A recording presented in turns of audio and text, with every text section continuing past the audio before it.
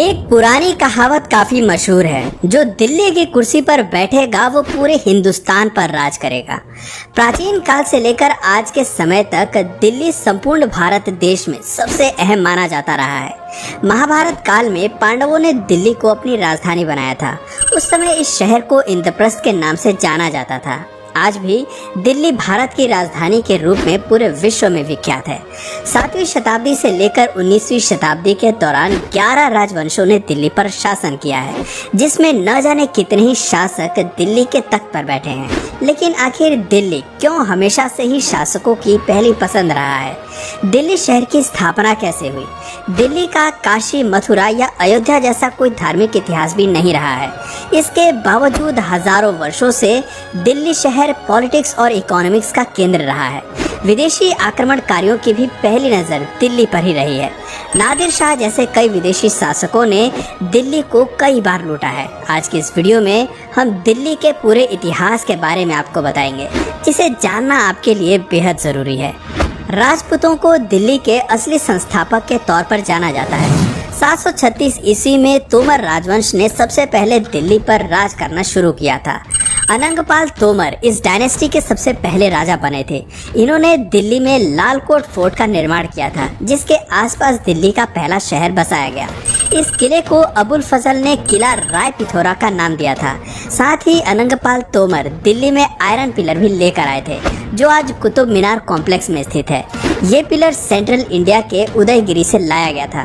करीब 450 सालों तक दिल्ली में तोमर डायनेस्टी की हुकूमत रही। तोमर डायनेस्टी के राजा अनंगपाल तोमर द्वितीय के पोते पृथ्वीराज चौहान थे, जिन्होंने दिल्ली में 1180 से लेकर 1192 तक राज किया। पृथ्वीराज चौहान एक महान और समझदार योद्धा थे। उन्होंने पहले ही भांप लिया था कि इस्लामिक शासक भारत में प्रवेश करने की योजना बना रहे हैं। पृथ्वीराज चौहान ने सभी राजपूत राजाओं को एक साथ मिलाया और काफी हद तक विदेशी ताकतों को रोकने में कामयाब भी रहे थे। 12वीं शताब्दी के अंत में मोहम्मद गौरी ने सिंध और पंजाब राज्यों को जीत लिया और दिल्ली पर सत्ता स्थापित करने की कोशिश की, लेकिन पृथ्वीराज चौहान ने उसके मंसूबों को नाकाम कर दिया। असल में राजपूत राजा अपनी बहादुरी के साथ साथ अपने उसूलों के लिए भी जाने जाते थे। वे कभी निहत्थे और कमजोर व्यक्ति पर वार नहीं करते थे। 1191 में पृथ्वीराज चौहान ने मोहम्मद गौरी को बैटल ऑफ तराइन के युद्ध में परास्त कर दिया था, लेकिन उसे मारा नहीं। और मोहम्मद गौरी को जिंदा जाने देना पृथ्वीराज चौहान की सबसे बड़ी गलती साबित हुई। मोहम्मद गौरी ने सन 1992 में एक बार फिर पृथ्वीराज चौहान के साथ युद्ध किया और इस बार पृथ्वीराज चौहान को अन्य राजाओं का साथ नहीं मिला, जिस कारण उनकी हार हुई। पृथ्वीराज चौहान दिल्ली के अंतिम हिंदू रूलर माने जाते हैं। मोहम्मद गौरी ने अपने गुलाम कुतुबुद्दीन ऐबक को 1206 में दिल्ली का बादशाह बना दिया और इसी साल दिल्ली सल्तनत की स्थापना भी शुरू हुई। क्योंकि कुतुबुद्दीन ऐबक एक गुलाम था, इसलिए उनके राजवंश को स्लेव डायनेस्टी का नाम दिया गया।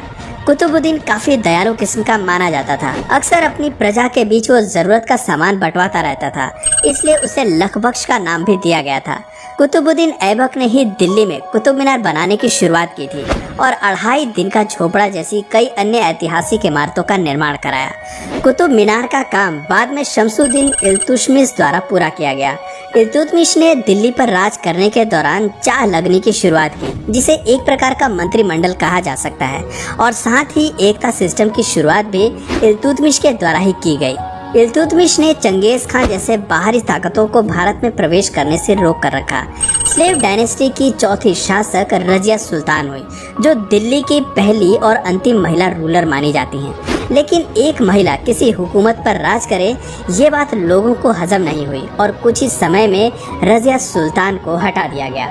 इल्तुतमिश के बाद स्लेव डायनेस्टी के अन्य सभी राजा कमजोर हुए और 1290 में तुर्की आक्रमणकारी जलालुद्दीन खिलजी ने दिल्ली में खिलजी डायनेस्टी की शुरुआत की।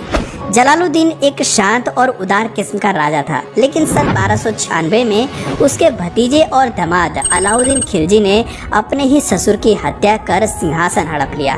अलाउद्दीन खिलजी ने दिल्ली में बैठे बैठे अपना साम्राज्य दक्षिण भारत के मदुरै शहर तक स्थापित कर लिया था। इसके अलावा गुजरात, मालवा, वारंगल, रणथंभौर, चित्तौड़गढ़, मेवाड़ और जालौर जैसे कई बड़े राज्य अपने साम्राज्य में मिला लिए। अलाउद्दीन खिलजी ने दिल्ली में फ्री मार्केट पॉलिसी इंट्रोड्यूस की, जिससे दिल्ली में ट्रेड को काफी बढ़ावा मिला। हालांकि उसकी क्रूरता के किस्से काफी मशहूर हैं। फिल्म पद्मावत में खिलजी का कैरेक्टर आप लोगों ने देखा ही होगा। अलाउद्दीन खिलजी एक बाइसेक्सुअल था जिसके मालिक काफूर के साथ संबंध थे, लेकिन अलाउद्दीन खिलजी की मौत के बाद खिलजी राजवंश का भी पतन होना शुरू हो गया। कुतुबुद्दीन मुबारक शाह खिलजी राजवंश का अंतिम शासक था, जिसे एक पागल शासक भी माना जाता है। कहा जाता है कि कुतुबुद्दीन मुबारक शाह के अजीब शौक थे। वो शराबी तो था ही, साथ ही महल में नग्न होकर घूमता था। महिलाओं और पुरुषों को भी ऐसा ही करने की सलाह देता था और कई बार तो महिला के कपड़े पहनकर ही घूमने लगता था। लोगों को समझ आ गया कि ये दिल्ली के तख्त पर ज्यादा समय तक बैठ नहीं पाएगा और 1320 में मुबारक शाह के वजीर खुसरो खान ने ही उसकी हत्या कर दी थी। सन 1320 में दिल्ली में तुगलक डायनेस्टी की शुरुआत होती है। इस राजवंश के शासकों ने दिल्ली में काफी काम कराया, सोशल रिफॉर्मर्स लेकर आए, लेकिन तुगलकों की एक कमजोरी ये रही कि मंगोल के आक्रमण को वो रोक नहीं पाए। इससे पहले जितने भी शासक हुए हैं उन्होंने अन्य विदेशी आक्रमणकारियों को रोक कर रखा, लेकिन तुगलक इसमें नाकाम साबित हुए। गियाथ अल दिन तुगलक के बाद मोहम्मद बिन तुगलक दिल्ली का बादशाह बना था, जिसने दिल्ली छोड़कर दौलताबाद को अपनी राजधानी बनाया और विदेशी आक्रमणकारियों ने इस बात का फायदा उठाने का सोचा। तैमूरलंग ने सन 1398 में दिल्ली पर आक्रमण कर दिया। इससे पहले यह पर्शिया, अफगानिस्तान और मुल्तान जैसे राज्य जीत चुका था। पंजाब के जरिए उसने भारत में एंट्री की। दिल्ली में तैमूरलंग ने 2 हफ्ते में ही भयंकर कोहराम मचा दिया। सब जगह हाहाकार होने लगी थी। महिलाओं का सरेआम बलात्कार किया जा रहा था। जो रास्ते में आया उसे मौत की नींद सुला दिया जाता। 15 दिनों तक तैमूर और उसकी सेना ने खूब लूटपाट मचाई और भारत से जाते वक्त हरिद्वार, कांगड़ा और जम्मू जैसे इलाकों में भी वो भयंकर तबाही मचा कर गया। कहा जाता है कि तैमूरलंग की लूट के बाद दिल्ली को उभरने में 100 सालों का वक्त लगा था। सन 1414 में खिजीर शाह को तैमूरलंग ने दिल्ली की गद्दी पर बिठाया और इस तरह दिल्ली में सैयद वंश की शुरुआत हुई। यह डायनेस्टी दिल्ली के इतिहास की सबसे कमजोर डायनेस्टी मानी जाती है और बहुत कम समय तक ये दिल्ली पर राज कर पाए। सैयद वंश के अंतिम शासक आलम शाह को हराकर बहलाल लोधी दिल्ली का बादशाह बन गया। लोधी वंश ने दिल्ली को व्यापार और लिटरेचर का केंद्र बनाया। इस वंश के दूसरे शासक सिकंदर लोधी हुए, जिसने आगरा शहर बसाने की शुरुआत की। साथ ही दिल्ली में और आसपास के कई राज्यों पर इस राजवंश ने काफी निर्माण कराए। दिल्ली के लोधी गार्डन में लोधी वंश के शासकों के मकबरे बने हुए हैं। लोधी वंश के अंतिम शासक इब्राहिम लोधी हुए। इब्राहिम लोधी वैसे तो एक ताकतवर शासक के रूप में जाने जाते थे, लेकिन उसके शक करने की आदत बहुत खराब थी। छोटी छोटी बातों पर वो अपने मंत्रियों की ही हत्या कर देता था। हर किसी को संदेह की निगाह से देखता था।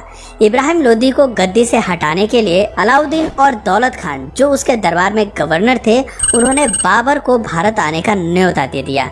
बाबर को भारत आने का इससे अच्छा मौका नहीं मिल सकता था और काबुल छोड़कर वो भारत आ गया। सन 1526 में इब्राहिम लोधी और बाबर के बीच पानीपत का पहला युद्ध होता है, जिसमें बाबर की जीत होती है। उसने जीत की खुशी में प्रजा के बीच चांदी के सिक्के बंटवा दिए थे। वो एक दरिया दिल वाला इंसान माना जाता था।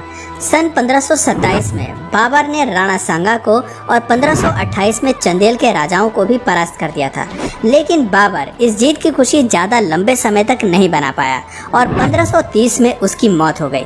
बाबर के बाद उसका बेटा हुमायूं ने दिल्ली का तख्त संभाला। हुमायूं काफी शांत स्वभाव का राजा था। उसके अपने भाइयों ने ही उसके खिलाफ षड्यंत्र रचा, जिस कारण उसे जान बचाकर भारत से भागना पड़ा। सन 1540 में दिल्ली में सूरी वंश के राजाओं ने राज किया।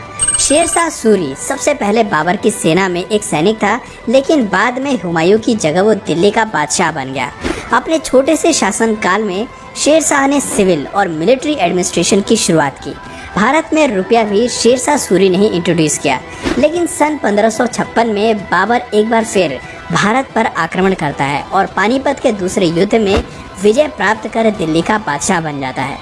इसके बाद करीब 300 सालों तक भारत पर मुगलों ने राज किया, जिसमें बाबर के बाद अकबर, जहांगीर, शाहजहां और औरंगजेब ने भारत पर राज किया।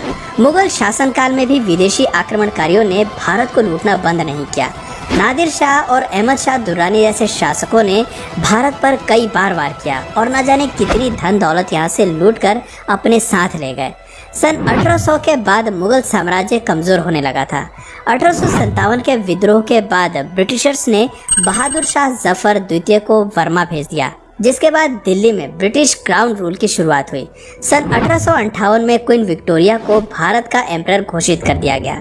अंग्रेजों ने पहले कलकत्ता को भारत की राजधानी बनाया था, लेकिन सन 1911 में कलकत्ता से राजधानी को दिल्ली शिफ्ट कर दिया गया। तब से लेकर आज तक दिल्ली को भारत की राजधानी होने का गौरव प्राप्त है। 1947 में आज़ादी के 5 साल बाद सन 1952 में चौधरी ब्रह्म प्रकाश दिल्ली के प्रथम मुख्यमंत्री बने। तो दोस्तों, ये था दिल्ली का पूरा इतिहास कि आखिर किस तरह राजपूतों के बाद विदेशी आक्रमणकारियों ने दिल्ली पर राज किया। सैकड़ों वर्षों की गुलामी के बाद दिल्ली सहित पूरे भारत को आज़ादी मिली। आज़ादी के आंदोलन में भी दिल्ली की भूमिका काफ़ी महत्वपूर्ण रही है। आज दिल्ली में ही सुप्रीम कोर्ट, संसद भवन, राष्ट्रपति भवन जैसे प्रमुख भवन मौजूद हैं और दिल्ली से ही 140 करोड़ की आबादी वाला देश चलाया जा रहा है। तो दोस्तों, आप किस शहर से इस वीडियो को देख रहे हैं, नीचे कमेंट करके ज़रूर बताइए। और अगर इस वीडियो से आपको कुछ नया जानने या सीखने को मिला या फिर इंटरेस्टिंग लगा, तो प्लीज़ इस वीडियो को एक लाइक करके अपने फ्रेंड्स और फैमिली में इसे ज़रूर शेयर करें। और यदि आप इस चैनल पर नए हैं तो प्लीज़ इस चैनल को सब्सक्राइब करके बेल नोटिफिकेशन आइकन को ऑन कर लीजिए, ताकि हमारे आने वाले वीडियोस आप मिस ना करें। मिलते हैं फिर किसी वीडियो में नए टॉपिक के साथ। तब तक के लिए नमस्कार।